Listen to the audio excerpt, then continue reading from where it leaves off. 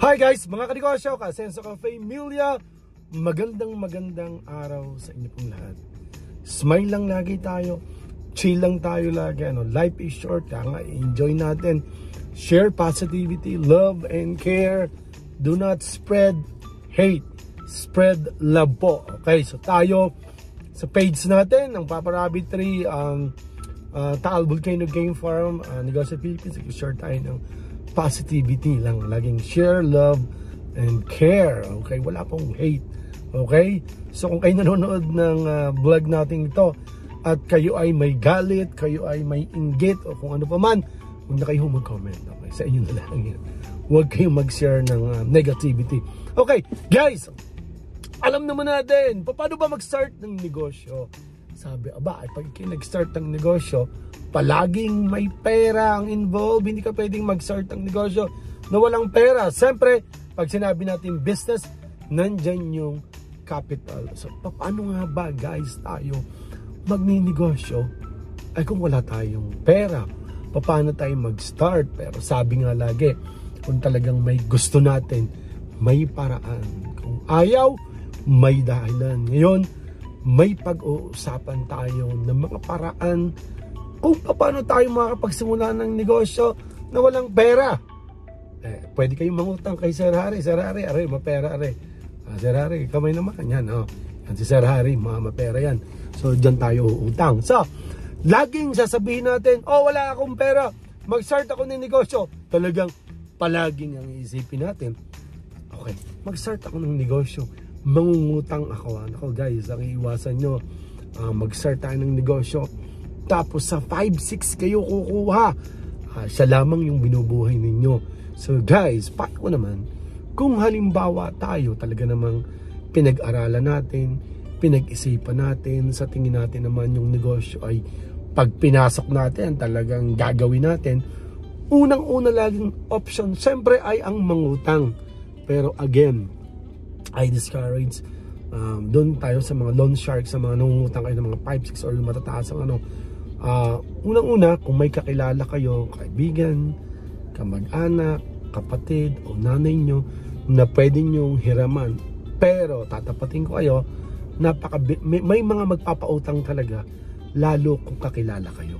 Kung kakilala kayong masipag, kung kakilala kayong matyaga at maayos, and then may proof ka or meron kang explanation talaga na yung negosyo mong papasukin ay ito, na ipaliwanag mo ng ayos, and then yung paliwanag ay parang naunawaan o natanggap ng hiram ang pera, pwede kaya sigurado kayo na pahiramin. So unang-una, siyempre yung uutang, manghihiram, pero tatanda na pag tayo ng utang, babayaran. Parang pag kayo ay nag-business, parang meron kayong allotted na budget or pera monthly para mabayaran yung utang. Okay, ganun yung dapat nating gawin mga kanegosyo. So unang-una, utang. Kung kayo guys ay merong gold, sa tingin nyo naman talaga, wag nyong ibebenta ang gold, kasi ang aking pwedeng sabihin sa inyo, pwede nyong isanla yung gold, let's say sa Palawan, sa pawn shop. Lalong mas maganda rin kung sa tao, kasi kung sa tao, anong mangyari na ma-delay ka, pwede mong pakiusapan, tumagal man, pwede mong pakiusapan, din po pwede mong sabihin na pwede bang interest lang or parang babayaran kita ng gantong buwan-buwan. Kasi sa Palawan or pawn shop, for your information, kung kayo ay nag-loan or kung kayo ay merong ginto, let's say nanla nyo ng 20 mil, may tinatawag tayong interest. Okay, so halimbawa ang interest niya is 500 monthly, pwedeng every month bayaran mo muna yung 500. Kaya lang yung 20,000 mo na nahiram, yung principal hindi yan nababawasan. Ibig sabihin, 12 months na ginamit mo yung pera galing sa Palawan, bayad ka ng bayad ng 500, then after 1 year, nag-boom talaga yung business mo, o pwede mo nang bayaran ng buo yung principal na nakuha mo na 20,000, which is yung 20,000 naman, kung yun yung loanable amount mo, hindi mo na sa 20,000 marireceive. May cut na yan kasi may mga babayaran ka, may mga fees. So siguro kung kayo ay may gold, instead na hintayin nyo na tumaas, pwede nyong gamitin. Kung may mga iba kayong gamit na po pwede nyong parang isanla, again, pag-iisipan ng negosyo, okay? So, hindi naman yan kahiya-hiya pag sinabi kasing sanla, parang ang dating talaga, nagsanla si ano nung ganyan, nagsanla ng bahay at lupa, ay wag naman agad yung bahay at lupa, ano? So, medyo ano yan para sa akin medyo siguro kung additional funds sa business, na ang business ay medyo maganda na, then gusto mo pa na mas maganda, possible yun. Pero kung sasabihin nyo sa akin na isasanla nyo ang bahay at lupa para gamitin sa business na medyo malaki, para sa akin, I don't recommend naman na parang ganun, ano? So, siguro in the future kung talagang batido na kayo at ang negosyo natin na maganda. So, may dalawa na tayo. Yung patatlo, guys, na pwede nating talagang i-option, guys, is alam naman natin na bili tayo ng mga gamit. Sabi ng iba, pag bumili ka raw ng gamit na hindi mo kailangan, darating yung time na ibebenta mo yung gamit na kailangan mo. So guys, kung kayo ay may mga gamit sa bahay natin, o kung ano pa man, may gamit kayo, may bisikleta or kung ano man, na pwede nating ibenta para makakuha tayo ng pera, napakagandang option yun para magkaroon tayo ng kapital. So in that way, hindi na tayo kinakailangang mangutang. Parang yung pera, yun talaga yung pera natin na pwede nating magamit sa business natin. Ulitin ko, ibenta yung mga bagay na hindi kailangan. Huwag niyong ibebenta yung girlfriend na inyong asawa. So, ibenta yung mga bagay na hindi kailangan para magkaroon ng pera. So, yan yung mga option natin, okay, para makapagnegosyo tayo. And then, kung talaga namang gusto nyong magnegosyo, ba talagang na pwedeng magawa ng paraan na hindi talaga gagamit ng pera, alam nyo, for example, buy and sell ng kotse. Paano ka magbebenta ng kotse na kailangan mo bang bumili ng kotse, second hand kotse, buy and sell, then ibebenta mo? No. Marami tayo, guys, kilala na may mga display center, may mga kakilala tayo na nag-start talaga nung una, wala silang unit. So, may kakilala sila na may mga display ng used cars, okay? And then, ang ginagawa, kinukuha lang yung picture, nagbibideo-video, nagbablog-vlog, pinupost sa Facebook, isi-share sa mga buy and sell, nakabenta, until nagkaroon siya ng first unit niya. Then, after 6 years, meron na siyang pwesto na kanya, na sarili na niya. Yung mga unit na binibenta niya, kanya na. So, may way. Then, meron kang kilalang supplier na sadyang na pwedeng magtiwala sa iyo, na po pwedeng magbigay ng consignment. Pwede.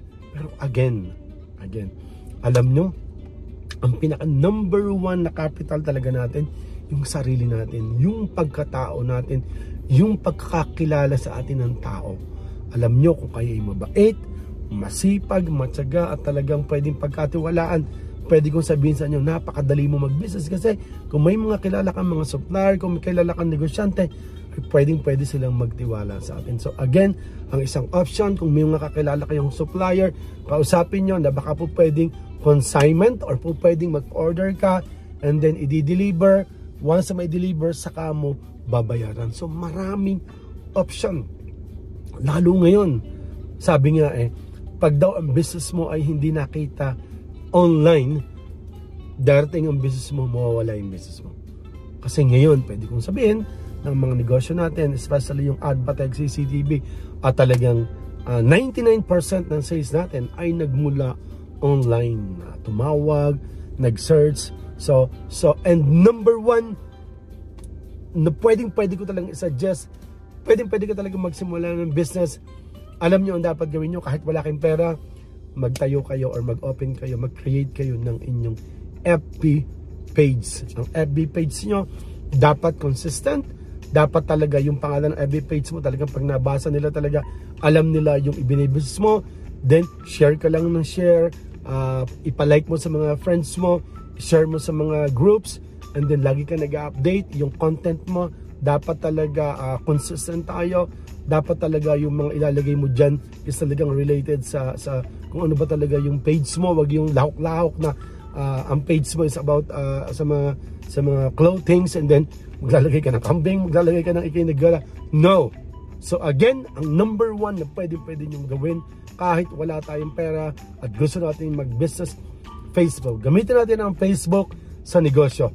Hindi mo pwede Facebook lang ng Facebook, nakikimaritas lang. Facebook lang ng Facebook, scroll lang scroll. May nakitang kakilala, agad bubuksan yung Facebook niya, titingnan yung mga ginawa, binili, Apura Martes. So guys, gamitin natin ang Facebook, ang FB page, yan yung number 1 na makakapagbigay sa atin ng pera, hindi ko yung mga information, hindi yung mga chismis na walang kwenta. So again guys, number 1, walang pera, gusto magnegosyo, mindset. Dapat ang mindset natin, palaban tayo. Dapat tayo hindi malakas ang loob natin. Kahit wala akong pera, kaya ko yan. Ano kaya? Alam nyo guys, napapayin ko sa inyo, kung gusto nyo magnegosyo at hindi kayo makaisip, minsan doon lang kayo sa kwarto nyo. Umupo kayo, may lamesa kayo, may ballpen kayo, may notebook kayo, nandan yung inyong cellphone.